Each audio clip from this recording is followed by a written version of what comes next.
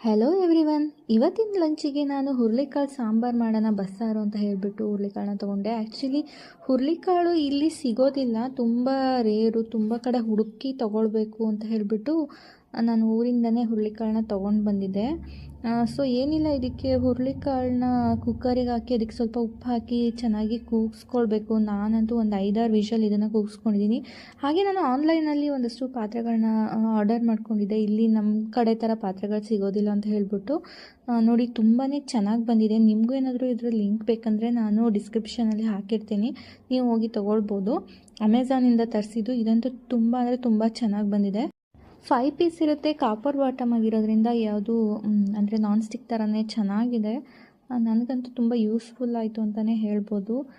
ನಾನಿಲ್ಲಿ ಹುರುಳಿಕಾಳು ಸಾಂಬಾರು ಮಾಡೋದಕ್ಕೆ ಒಗ್ಗರಣೆ ಹಾಕ್ತಾಯಿದ್ದೀನಿ. ಆಯಿಲು, ಸಾಸಿವೆ, ಬೆಳ್ಳುಳ್ಳಿ ಮತ್ತು ಈರುಳ್ಳಿ, ಮೆಣಸಿನ್ಕಾಯಿ ಎಲ್ಲ ಹಾಕಿಬಿಟ್ಟು ಮತ್ತು ನಾನು ಏನು ನೀರು ತೆಗೆದಿಟ್ಕೊಂಡಿದ್ದೆನಲ್ಲ ಅದನ್ನು ಹಾಕ್ತಾಯಿದ್ದೀನಿ.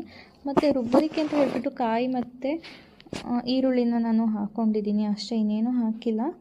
ಸೊ ಇದಿಷ್ಟು ಹಾಕಿ ಚೆನ್ನಾಗಿ ಕುದಿಸಿ ಅದಕ್ಕೆ ಸಾಂಬಾರು ಪೌಡರ್ ಮತ್ತು ಖಾರದ ಪುಡಿನ ಹಾಕಿದ್ರೆ ತುಂಬ ಚೆನ್ನಾಗಾಗುತ್ತೆ ಟೇಸ್ಟು.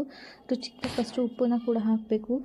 ಇದ್ರ ಮಧ್ಯೆ ನಮ್ಮನೆಗೆ ಇವತ್ತು ಒಂದು ಸ್ಪೆಷಲ್ ಐಟಮ್ ವಾಷಿಂಗ್ ಮಿಷಿನ್ ಬಂದಿದೆ ಅಂತ ಹೇಳ್ಬಿಟ್ಟು ನಮ್ಮ ಹಸ್ಬೆಂಡ್ ತರೋದಕ್ಕೆ ಅಂತ ಕೆಳಗಡೆ ಹೋದರು. ನೋಡಿ, ಬರ್ತಾ ಇದೆ.